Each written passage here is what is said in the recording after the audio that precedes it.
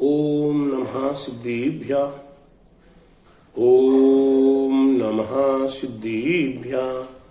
मंगलम भगवान वीरो मंगलम गोतिमोगणी मंगलम कुंद कुंद्यार्यो जीन धर्मोस्तु मंगलम सर्वमंगल मांगल्यम सर्वकल्याणकारिकम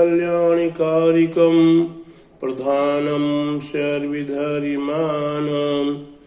जैनं जयतु शासनम जैनं जयतु शासनम जैनं जयतु शासनम। बोले द्वादशांग जिनवाणी माता की जय। बोले ढाई दीप में 3 कमलों करोड़ मनुष्य राजों की जय। बोले विश्व धर्म की जय। बोले हिंसा जिन धर्म की जय। बोले मानव धर्म की जय। वर्तमान जिन शासन की महावीर भगवान की जय। बोले आचार्य गुरुवर 108 परम तपस्वी वरचरी परम तिषि संत श्रोमणी पंचवर्ष से जल के त्यागी 5 वर्ष के जल के त्यागी स्वतंत्र सेनानी ज्ञान वृद्धि तपोवृद्धि वयोवृद्धि आचार्य श्री 108 नेमी सागर जी महाराज की जय। भव्यात्माओं, यहाँ प्रसंग चल रहा है द्वादशांग जिनवाणी माँ का। द्वादशांग जिनवाणी माँ 11 अंग और 14 पूर्व में समाई हुई है। जिस माँ जिनवाणी को हम अपने प्राणों से भी प्यारा मानते हैं, अगर ये जिनवाणी ना होती तो हमारा मोक्ष मार्ग प्रशस्त नहीं होता। जहां तहां तार देखो पार के उतार देखो सुख विस्तार देखो यही जिनवाणी है। ये जिनवाणी माँ कैसी है? जहां तहां इस जिनवाणी के लिए कोई एक स्थान नहीं है। जिनवाणी के लिए कोई मंदिर मस्जिद नहीं है। जिनवाणी के लिए श्रवण करने के लिए आप जहां कहीं भी हो, रण में हो, वन में हो, युद्ध में हो, घर में हो, कुटुंब परिवार के बीच में हो, जहां कहीं भी हो, आप जिनवाणी का श्रवण करेंगे और जिनवाणी को हृदय अंगम करेंगे, आपको रसास्वादन अवश्य होगा। रसगुल्ला कहीं भी खाइए, कभी भी खाइए, आपको अवश्य मिठास आएगी आएगी। इसलिए प्यारे बंधुओं, हमें अभी बीमारी नहीं है,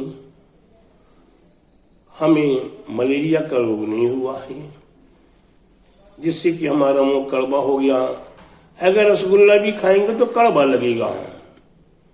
उसी प्रकार से मिथ्या दृष्टि जीव को धर्म कथा न सुहाए, के होंगे केलड़ मरे केवट घर को जाए। मिथ्या दृष्टि जीव को धर्म कथा नहीं सुहाती है, धर्म कथा अच्छी नहीं लगती है। धर्म कथा जहां हो रही हो, मिथ्या दृष्टि जीव किसी भी कारणवश पहुंच जाए तो वह के होंगे, उसको वहां बैठती नींद आने लगेगी। अगर नींद नहीं आएगी तो वो इधर उधर माथा लगाएगा, वक्ता के साथ, अड़ोसी पड़ोसी के साथ किसी न किसी मुद्दे को लेकर लड़ाई करना शुरू करेगा या किसी के दोषारोपण को खोजना लगेगा। छिद्रान्वेषी बनेगा, इसका दोष देखेगा, उसका दोष देखेगा, उसका दोष देखेगा, यहाँ तक कि भगवान का और वक्ता का भी दोष खोजेगा। ये कैसे बैठे हैं, ये क्या कर रहे हैं, इनका शरीर कैसा है, इनका गर्दन कैसी है, इनकी नाक कैसी है, इनकी आंख कैसी हो रही है, ये किसको देख रहे हैं, किसको घूर रहे हैं, आदि आदि इस प्रकार से मिथ्या दृष्टि जीव के परिणाम हुआ करते हैं। और इससे भी थक जाए तो उठ के सीधा घर की ओर चला जाता है, विचार करता कि घर जाएंगे, दुकान जाएंगे, घर जाएंगे, नाश्ता पानी करेंगे, आराम करेंगे, दुकान जाएंगे, 2 व्यापार का काम करेंगे, 2 पैसे की आमदनी होगी, ऐसा विचार करता है। तो ये मिथ्या दृष्टि जीव है। अच्छी बातों में, धर्म की कथाओं में अपना मन नहीं लगा सकता है, जिनवाणी का श्रवण नहीं कर सकता है। तो प्यारे बंधुओं, हम भव्य आत्माओं को विचार करना है कि हमारे अंदर मिथ्यात्व तो नहीं है। हमें विचार करना है कि हमारे अंदर मिथ्यात्व तो नहीं है, क्योंकि मिथ्यात्व हमारे लिए धर्म की कथा नहीं करने देगा और नाना प्रकार की टीका टिप्पणी में और निंदा कर हमें लगा रखेगा। इसलिए प्यारे बंधु, सावधान होइए और अपने आप को संभालिए। यहाँ 11 अंग और 14 पूर्व में 11 अंगे हमारे आचार अंगे, जिस आचार अंग में मुनि और श्रावकों का आचरण कैसा होना चाहिए, उनकी चर्या कैसी होनी चाहिए, उसका वर्णन किया हुआ है। और उसके लिए 18,000 पदों के माध्यम से हमारे आचार्यों ने, हमारे तीर्थंकरों ने बताने का प्रयास किया है। क्योंकि श्रावकाचार श्रावकों के लिए है और मूलाचार हमारे मुनिराजों के लिए है।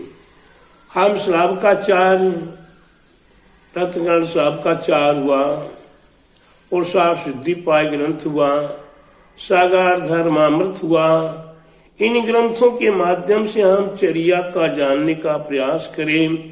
यहाँ तो जो ग्रंथ में लिखा है कि 18,000 पद, वे 18,000 पद कौन कौन से थे, कहाँ हैं, और वो हमें कब मिलेंगे, कहाँ मिलेंगे, नहीं मिल रहे तो कम से कम जो आज समंतभद्राचार्य ने रत्नगण श्रावकाचार के माध्यम से 143 श्लोकों के माध्यम से बताने का, 150 श्लोकों के माध्यम से बताने का प्रयास किया है।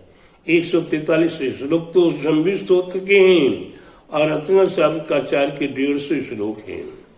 उन 150 श्लोकों को हम पढ़ें और अध्ययन करें और उसे अपने हृदय में उतारें।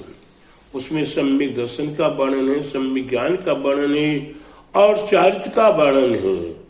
हमारे लिए कौन कौन से चारित्र, कौन कौन से नियम, कौन से व्रतें, कब कब कहाँ पालन करना है, पंच अणुव्रतों का बहुत अच्छे से वर्णन किया हुआ है। पंच अणुव्रतों के साथ पंच अणुव्रतों के जो 5 दो भावनाएं हैं, 5 दोष हैं, ऐसे सारे व्रतों की भावना और दोषों को अगर जानना है तो वही रत्नगण श्रावकाचार से देख लो।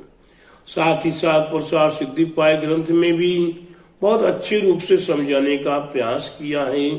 सागार धर्मामृत में हमारे आशाधर जी पंडित जी ने भी बताने का प्रयास किया है।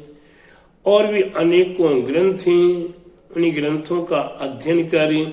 श्रावकों को अपने आप को संभालना है, श्रद्धावान बनिए, विवेकवान बनिए और क्रियावान बनिए, वही श्रावक होगा।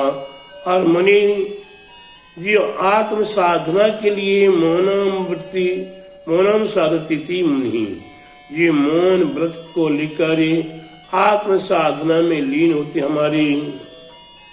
हमारे तीर्थंकर प्रभु दिगंबरी दीक्षा को ग्रहण करने के उपरांत जब तक उन्हें केवल ज्ञान की प्राप्ति नहीं हो जाती है, तब तक के लिए वो अखंड मौन व्रत धारण कर लेते हैं। भगवान बाहुबली ने भी अखंड मौन व्रत धारण किया था। एक वर्ष एक स्थान स्थिति निराहार उपवास किए, इसीलिए गोमटेश जन्म मन में ये वास किए। काम धाम से धन कंचन से सकल संग से दूर हुए, सूर्य हुए मद मोह मार करे, समता से भरपूर हुए। एक वर्ष तक एक स्थान स्थित निराहार उपवास किए, इसीलिए गोमटेश जन्म मन में ये वास किए। भगवान बाहुबली एक वर्ष तक एक ही स्थान पर खड़े रहे।